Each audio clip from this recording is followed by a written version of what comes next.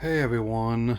So, oh, I want to make clear that while I'll still be doing smaller videos, those whenever I can, I am gonna be scaling back output to reflect the writing and getting ready to move later this year. So that means I am pausing my daily uploads I've been doing for about a while now. How And I will compensate the ones I will be giving you, as often is the case with these kind of creators, is way longer and more detailed. So this will also be one of the last improvised videos on Horizons ahead of full views of each arc. My goal to do the first one starts in February, so let's talk about how Pokemon Horizons Rise Again arc. I haven't seen the first 8 Japanese episodes of it, and why it is the second most conflict I've ever felt about Horizons. So, let's begin.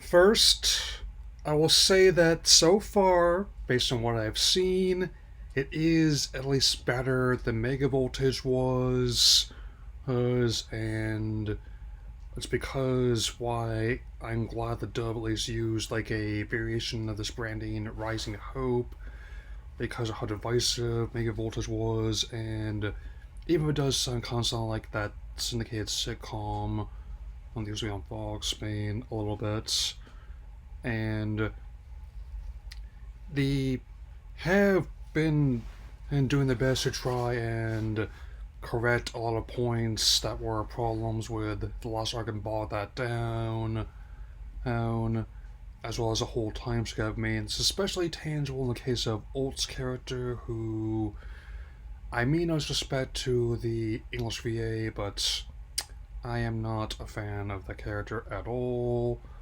Oh, fortunately, this one episode with him utterly failing a Lacey's trivia challenge at Blue Academy was necessary for that.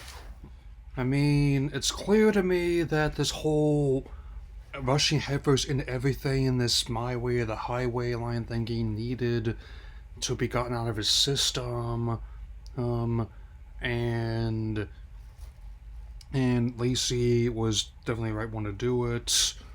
Which, I mean, especially as it relates to his Dragonite, we still a lot of things don't really have full answers towards. I still maintain the reason why he acts this way around women is due to the fact of something happening to his mother would probably be the most likely explanation. I mean, and at the same time, I mentioned before, or when I talked about how its Terrastal debut a year ago, and I will do so again once I cross that bridge in the dub. I mean, I I mean, when in many cases, this arc has the opposite problem. Whereas in Terrastal debut, it was when they actually adapted elements from the games, it came off like the Scarlet Empire adaptation. They should have gone from the start. Here, however, they end up really glossing over a lot of aspects from Indigo Disc that really would have made a really engaging story. I one not only disagree with the idea it would have been a repeat of what they did in Mezagoza because by design they're two different schools, and especially in the case of making Kieran and a cameo in the lines that they did at Arvin, only this time they also did the same thing with both Christopher and Amaris, even though they would have been very useful in helping in the entire team hone their skills, so to speak. This time, however, it's actually the elements that are unique to Horizons that are actually become select. Don't get me wrong, there are still things that I think that could have been worked out better. I mean, like, when an episode I'm about to talk about, even though they're trying to portray a jealous Plus, or a gate as they call her in the Japanese dub, as a threat. I mean, her taking Dot's mobile data collection aside, to me, feels like something more what a Scormarm would do in the supervillain. I mean, and by the very least, it does lead to a very satisfying curb stomp with Dot's Golden Go, and I also don't mind that they gave Penny a bit of a buff, with even if she had disadvantage with her evolutions, she is the kind of person that makes sense to me. He would develop countermeasures against them. And even though all the things being done in relation to Free's return, I can agree with general discourse, I am glad to see him back, as he is arguably the best character on this anime, and one help actively working to bring down the Aquarium, and they also did finally address a complaint and that actually has been nagging me in the back of my head a while about what happened to the natives that were living at the base of the mountain, and that it wasn't just Exceed that displaced them and the explorers, it was this whole borderline cataclysm that did it too. I mean, if they just come out and said that earlier, I think it would have saved themselves a lot of frustration. And I've never been a huge fan of the whole forgot to mention that running gag, because it's always seen as a way of withholding information when they don't have to for the sake of their mystery box. I mean, I also like how they seem to be phasing back in the more out there aspects of the franchise, like Dot and Penny's just civilian disguises as during their heist at the Exceed Museum / data center, or the mimetic Mega Starmie from Legends EA coming in, and I still maintain of the non on legendary / mythical boss fights in ZA, as well as Mega Dimension expansion. We'll talk another time. That was the one that gave the most grief for me, and almost like Am Smasher levels, no lie there.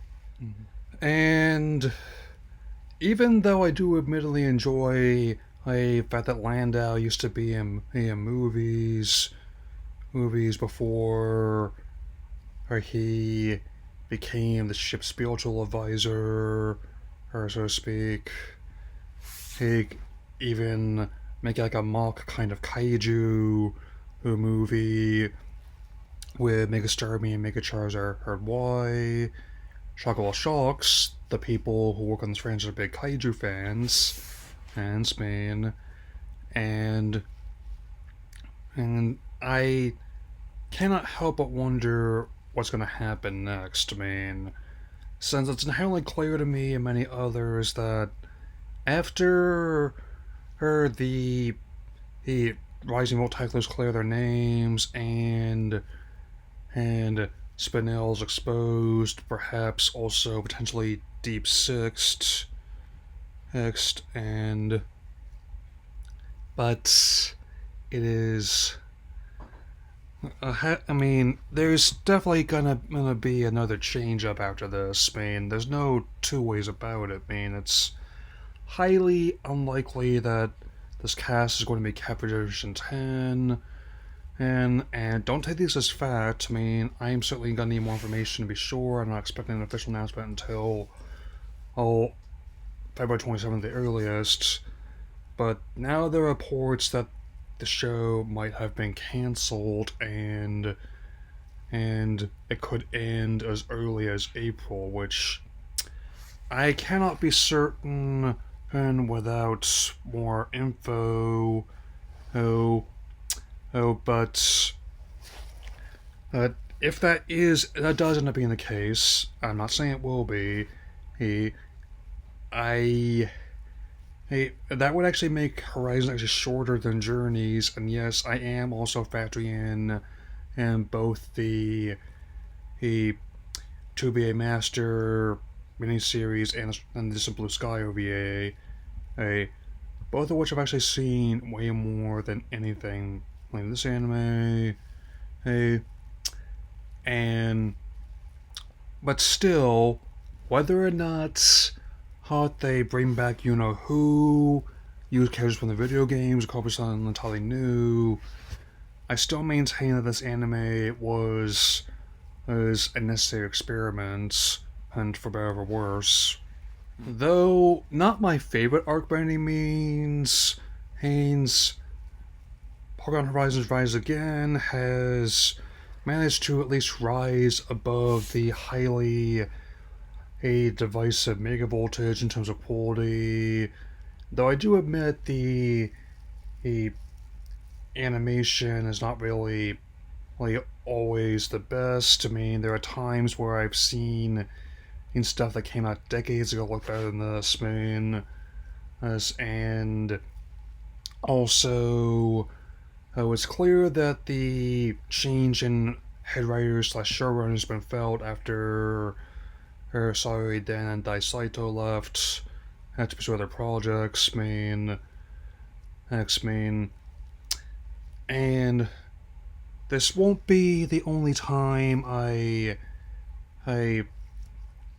go over this anime. I'm gonna start formally reviewing each one arc by arc, and also have an introductory video ahead of that to explain why.